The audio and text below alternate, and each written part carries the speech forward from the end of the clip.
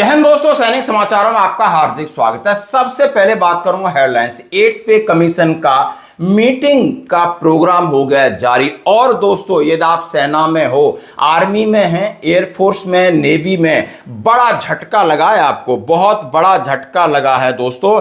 और माननीय supreme court ने कहा है पहले आप नौकरी करिए, प्रीमेचर रिटायरमेंट नहीं मिलेगा। भले आपकी नौकरी सिविल में लग गई है, पे लेवल ऊपर है, नहीं मिलेगा, नहीं मिलेगा। और इससे काफी बहुत सारे सोल्जर्स हैं जो अपना कैरियर को लेकर के बाहर एग्जाम ट्राई कर रहे थे, उनको झटका लग गया है प्रीमेचर रिटायरमेंट को लेकर के। ये आपके सामने बड़ी खबर लेके आया हूं। साथ ही में बात करूंगा, माननीय प्रधानमंत्री जी ने बड़ा दिल दिखाया, बोला हम बच्चों को गले लगाना चाहते हो, उनके ऊपर कोई एफआईआर नहीं होगी।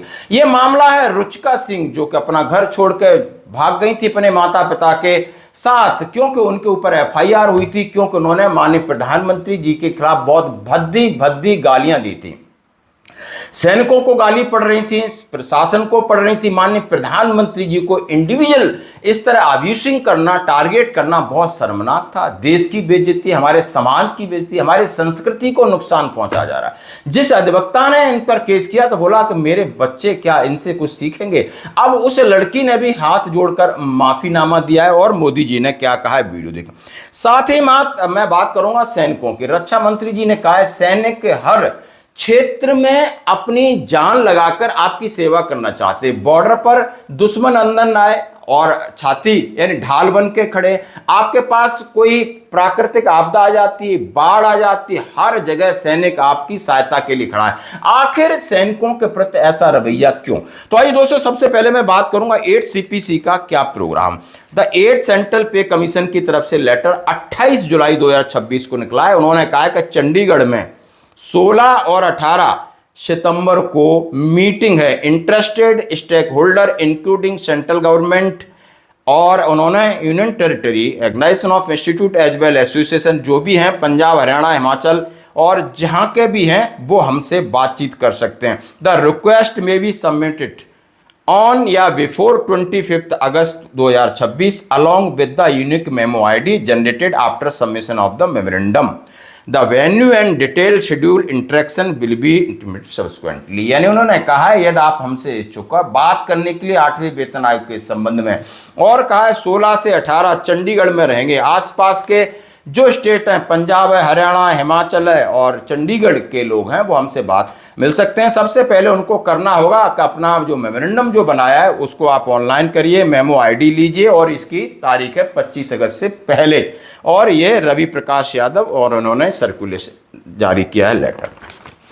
तो दोस्तों, यानी 8वां वेतन आयोग अपना अच्छे से काम कर रहा है और सही 18 महीने में ये रिपोर्ट दे देगा, ये 100% बात है। अब मैं बात करूंगा, माननीय सुप्रीम कोर्ट ने बुधवार को एक अहम फैसले में कहा है कि वायुसेना के कर्मियों को असैन्य पदों पर नियुक्ति के लिए अपनी मर्जी से नौकरी छोड़ने का बिना शर्त अधिकार नहीं है। यदि आप सेना के अंदर हैं, मैक्सिमम एयरफोर्स है, आर्मी, नेवी, और वहां पर आपकी सर्विस पूरी हो जाती है, यानी 15 साल हो जाती है, फर्स्ट जो आपका टर्म्स ऑफ एंगेजमेंट है, उसके बाद आपका यह अधिकार नहीं है कि आप सिविल में एग्जाम देके वहां पर आप एसडीएम बन गए, तहसीलदार बन गए और फिर आपको फौज रिलीज कर दे, नहीं होगा। ये मामला ऐसा ही था, ये ऐसा पेच फंसा के मामला सुप्रीम कोर्ट तक जाता है। माननीय सुप्रीम कोर्ट का जो आदेश है वो बहुत ही निराशाजनक है। कहीं ना कहीं झटका लग रहा है आपके कैरियर को, आपको फौज छोड़ने की प्लानिंग को, आपको प्रीमेचर रिटायरमेंट को लेके। फौज में आप गए हो, फौज के लिए आप पहली जरूरत हो, आपकी फौज पहली जरूरत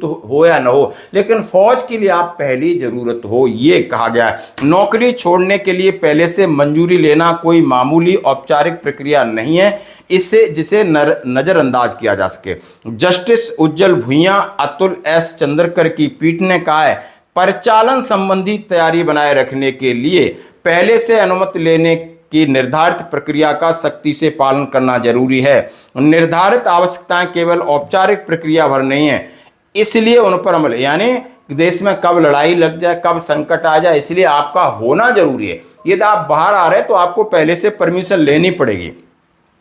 पीठ ने वायुसेना के एक नायक नखत सिंह की याचिका खारिज कर दी, जिन्होंने राजस्थान लोक सेवा आयोग द्वारा सहायक प्रोफेसर के पद पर चुने जाने के बाद एनओसी जारी किए जाने और सेवा से मुक्त किए जाने का अनुरोध किया था। आप समझ सकते हो यानी कितने बड़े पद पे पहुंचा, और वहां पर एक नायक था और यहां पर सहायक प्रोफेसर असिस्टेंट प्रोफेसर में सिलेक्शन हो गया, लेकिन फौज ने नहीं छोड़ा। हाँ जी दोस्तों, देख सकते हो 2020 में एक विज्ञापन में उन्होंने सहायक प्रोफेसर पद के लिए आवेदन दिया, लिखित परीक्षा साक्षात्कार में सफल रहे, लेकिन एयरफोर्स के सीओ ने अक्टूबर 2022 में एनओसी जारी किए जाने और सेवा से मुक्त किए जाने का उनका आवेदन खारिज कर दिया। और सीओ के इस फैसले को उन्होंने एएफटी में चुनौती दी, हाई कोर्ट में चुनौती दी, वहां से खारिज हो गया। फिर उसके बाद उन्होंने माननीय सुप्रीम कोर्ट का रुख किया और वहां पर भी खारिज हो गया। जब तक आप परमिशन ले रहे हैं, एनओसी दी जा रही है, यानी आपको परमिशन ग्रांटेड है, उसके बाद एग्जाम दे रहे हो, आपका सिलेक्शन होगा तो सीओ साहब जिम्मेदार हैं। अदरवाइज आपने अपनी मर्जी से सब कुछ किया है तो देखो, आप माननीय सुप्रीम कोर्ट का आदेश फाइनली आपने सुन लिया होगा। ये आपके लिए चेतना। और साथ में रखा है परिचालन तैयारी, यानी सेना को कम नहीं कर सकते, सेना को उस आप कहीं भी आप कुछ भी लग रहे हो, लेकिन पहले सेना की आप जरूरत है। मैंने ये बात क्लियर कर दी है। धन्यवाद दोस्तों। अब मैं बात करूंगा माननीय प्रधानमंत्री जी का। ये वीडियो आप सुन करके आपके आंखों में आंसू आएंगे। सामने वो एक बच्ची है, वो हीरो बन रही थी जंतर मंतर पर, अब सिर्फ अपनी एज का हवाला दे रही। मैं माइनर हूं, यानी मेरी 15 साल एज है। तो 15 साल में आपने पढ़ाई के साथ साथ दूसरी चीजें बहुत सीख ली हैं, वो तो आपने एक्सपोज अपने आप को करके बता ही दिया है। अब आप बड़ी विनम्रता से हाथ जोड़ के माफी मांगने, क्योंकि इनके खिलाफ FIR हुई थी। एक अधिवक्ता चंदेल हैं, उन्होंने इस कहा यह मानवीय पहलू नहीं है, इस तरीके के वीडियो आखिर हमारी संस्कृति को कहां ले जा रहा है, हमारे बच्चे कैसे देखेंगे। और इसी को लेकर माननीय प्रधानमंत्री जी ने कहा इन बच्चे हैं, गलतियां हो जाती हैं, उम्र ऐसी है, मैं बच्चों को गले लगाना चाहता हूं। साथ ही जिक्र ये भी किया कि हमारे खिलाफ भद्दी गालियां देना, मेरी स्वर्गवासी मां को इस तरह टारगेट करना, ये शायद उसके ऊपर भी उन्होंने टिप्पणी की। तो दोनों वीडियो आपको देखने होंगे। नमस्कार, मैं स्मृति सिंह चंदेल, अधिवक्ता सुप्रीम कोर्ट। हाँ, मैंने जंतर मंतर पर अभद्र और गंदी टिप्पणी करने वाले उन आंदोलनकारियों के खिलाफ मुकदमा दर्ज करवाया है जिन्होंने हमारे देश के प्रधानमंत्री तथा उनकी स्वर्गवासी माता जी को गंदी गंदी और अभद्र गालियां दी। मैं नहीं चाहती, मेरे भी बच्चे हैं सोशल मीडिया पर, मैं नहीं चाहती कि मेरे बच्चे भी इस तरह की भाषा को सुने और उनको समर्थन दें। इसलिए मैंने FIR दर्ज करवाया। हम हिंदुस्तान में रहते हैं, संस्कारों में पले बड़े हैं और हमें अपनी सहज भाषा का इस्तेमाल करना चाहिए और इस तरह की गंदी और भद्दी बातों को और शब्दों को इस्तेमाल करके किसी की भी बेइज्जती नहीं करनी चाहिए। पूरा देश हमें देख रहा है, क्या सोच रहा है। हाय फ्रेंड्स, आज तो मन करता है बस आपसे ही बातें करूं। जंतर मंतर पर जो कुछ भी हुआ देश और दुनिया ने देखा है। कुछ शरारती बच्चों ने भद्दी भद्दी गालियां बोली, किसी भी सभ्य समाज को शोभा न दे ऐसे शब्दों का प्रयोग किया गया। मुझे तो गालियां दी गई, मेरी स्वर्गीय माता को भी गालियां दी गई। न जाने कितना भद्दा स्वरूप था। लेकिन मैं आज बात करना चाहता हूं कि बचपन में गलतियां होती हैं और बचपन में गलतियों से सुधरने का अवसर भी होता है, और यही तो बचपना है। और इसलिए मैं समाज के अंदर जो आक्रोश है उसको भली भांति समझ सकता हूं।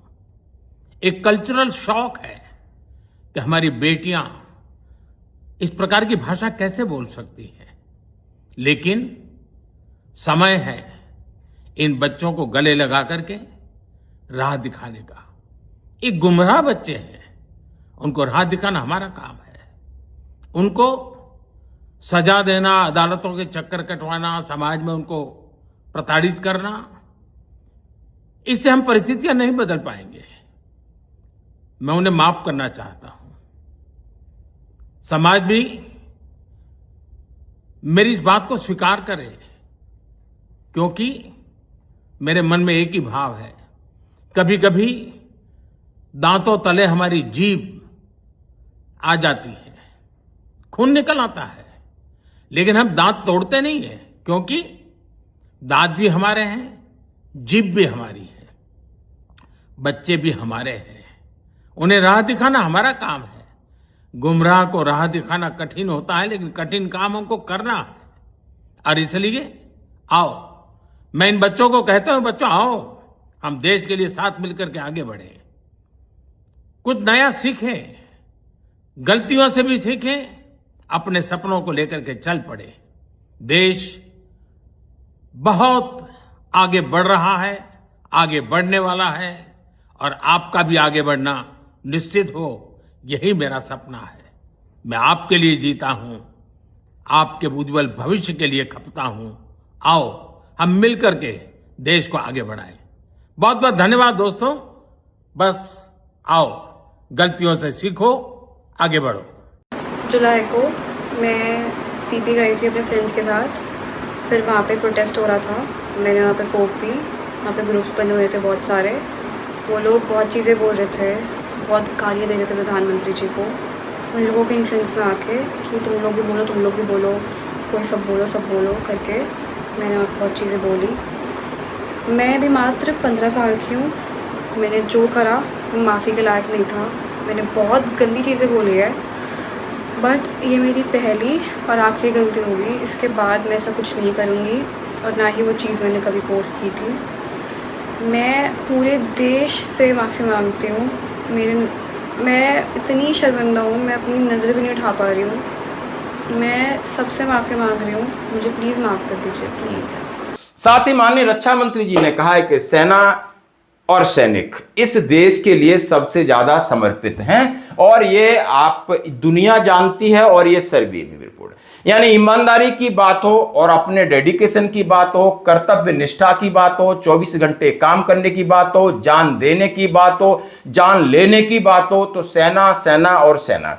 अब ये बात कहें, लखनऊ में एक मेडिसिन हॉस्पिटल की बात की जा रही है, उसको उद्घाटन पे उन्होंने कहा है भारतीय सेना की पहचान केवल रणभूमि में पराक्रम नहीं है, उन्होंने कहा एक मानवीय पहलू भी है, हमेशा हेल्प करती है अपने लोगों की, चाहे प्राकृतिक आपदा हो और कोई भी मानवीय संकट हो, चाहे आपको मेडिकल ट्रीटमेंट देना हो, चाहे आपको खाना खिलाना हो, गोदी में उठाना हो, आपका किसी भी तरीके का मानवीय देती है, आपकी जान बचाती है। लेकिन और सबसे बड़ी बात है कि सेवा को सर्वोपरि रखा गया है, भले जान चली है लेकिन सेवा हम करते रहेंगे।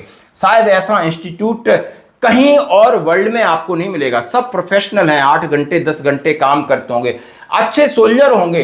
लेकिन हमारे माननीय प्रधानमंत्री जी ने भी ये बात कहा, मैं 6 फुट के सोल्जर दुनिया से ले आऊं, उनकी सैलरी 30,000 नहीं, मैं 1 लाख 2 लाख दे दूं, लेकिन हमारे मिट्टी का बना हुआ सोल्जर हमारे देश के लिए जो समर्पण है, यानी अंत तक, अंत आखिरी सांस तक लड़ने का समर्पण है, साहस है, और जो प्यार है, वो अटैचमेंट है, वो पैसे से नहीं खरीदा जा सकता। कितनी बात कही है, यानी एक देश का प्रधानमंत्री भी जानता है कि सैनिक का किस तरह दिल होता है, और ये दिल कौन बनाता है? हमारी सेना बनाती है। हमारा सेना इतना जबरदस्त इंस्टीट्यूशन है, और जिसने आपने किया हो, आज भी आपको सेना की बातें याद आती हैं, अपनी यूनिट याद आती है, अपने लोग याद आते हैं, अपना भाईचारा याद आता है। तो दोस्तों, ये थी आज की बड़ी अपडेट। धन्यवाद। हमारी सैन्य चिकित्सा की प्रतिष्ठा केवल हमारी सीमाओं तक ही सीमित नहीं है। दुनिया के सबसे बड़े लोकतंत्र और एक जिम्मेदार शक्ति के रूप में Bharat United Nations peace keeping mission में सबसे बड़े मिलिट्री कंट्रीब्यूटर्स में से एक है। जब हमारे डॉक्टर्स दुनिया के अलग अलग क्षेत्रों में जाते हैं, तो उन्हें वहां पर भी कई प्रकार की मेडिकल चैलेंजेस का सामना करना पड़ता है। इसके अतिरिक्त humanitarian assistance and disaster relief में भी हमारी आर्म्ड फोर्सेस अग्रिम पंक्ति पर रहती हैं, और हर जगह हमारी मेडिकल टीम सबसे पहले पहुंचती है। ऐसे में फील्ड हॉस्पिटल को कुछ ही घंटों में स्थापित करने, मास कैजुअलिटी ट्रायल्स को संभालने और महामारी को फैलने से रोकने की जो स्पेशलिटी चाहिए, उसमें यह डिपार्टमेंट निश्चित रूप से सहायक साबित होगा, ऐसा मेरा विश्वास है। साथियों, वैसे तो पूरे देश में हमारे पास आर्म्ड फोर्सेस से रिलेटेड कई स्पेशलिस्ट इंस्टीट्यूशंस हैं। जैसे बंगलौर में इंस्टीट्यूट ऑफ एरोस्पेस मेडिसिन है, दिल्ली में army research and referral hospital है, लेकिन मध्य कमान क्षेत्र में मिलिट्री मेडिसिन की एक स्पेशल यूनिट की आवश्यकता लंबे समय से महसूस की जा रही थी। लखनऊ का कमांड हॉस्पिटल अपनी श्रेष्ठ सेवाओं के लिए यह प्रसिद्ध है और इस नए डिपार्टमेंट के माध्यम से हम एक सेंटर ऑफ एक्सलेंस स्थापित कर रहे हैं, जो न केवल उत्तर प्रदेश बल्कि उत्तर और मध्य भारत के सशस्त्र बलों को एडवांस मेडिकल फैसिलिटी प्रोवाइड करेगा। और यह विभाग आर्मी मेडिकल कोर के युवा डॉक्टर्स के लिए भी एक सेंटर ऑफ एक्सलेंस होगा, जहां वे डिप्लॉयमेंट से पहले बैटलफील्ड नर्सिंग और एडवांस ट्रॉमा लाइफ सपोर्ट की प्रैक्टिकल ट्रेनिंग प्राप्त करेंगे। साथियों, मैं इस डिपार्टमेंट को सेंटर ऑफ एक्सलेंस के रूप में इसलिए देख रहा हूं क्योंकि मॉडर्न हेल्थ एजुकेशन में सिमुलेशन बेस्ड ट्रेनिंग का महत्व अत्यधिक बढ़ गया है।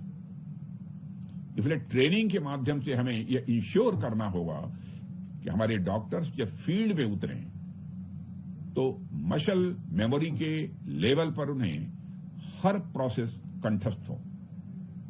और यह डिपार्टमेंट शुरू होने से हमारे यंग मेडिकल प्रोफेशनल्स के लिए एक नया कैरियर पाथवे खुलेगा और छात्र अब मिलिट्री मेडिसिन में भी सुपर स्पेशलाइजेशन कर सकेंगे, ऐसा मुझे बतलाया गया है। इससे न केवल सेना के भीतर एक इंटेलेक्चुअल कैपिटल यानी बौद्धिक पूंजी यह बढ़ेगी, बल्कि अंतर्राष्ट्रीय पर भी मेडिकल रिसर्च में भारत का सम्मान बढ़ेगा। साथियों, यहां कई वरिष्ठ मेडिकल एक्सपर्ट्स भी बैठे हैं, इसलिए मैं एक जरूरी मुद्दे पर भी आप सबका ध्यान दिलाना चाहूंगा और वह है प्रिवेंटिव हेल्थ केयर। एक मजबूत प्रिवेंटिव हेल्थ केयर सिस्टम यह हमारे लिए बेहद जरूरी है। आप सभी इससे परिचित हैं।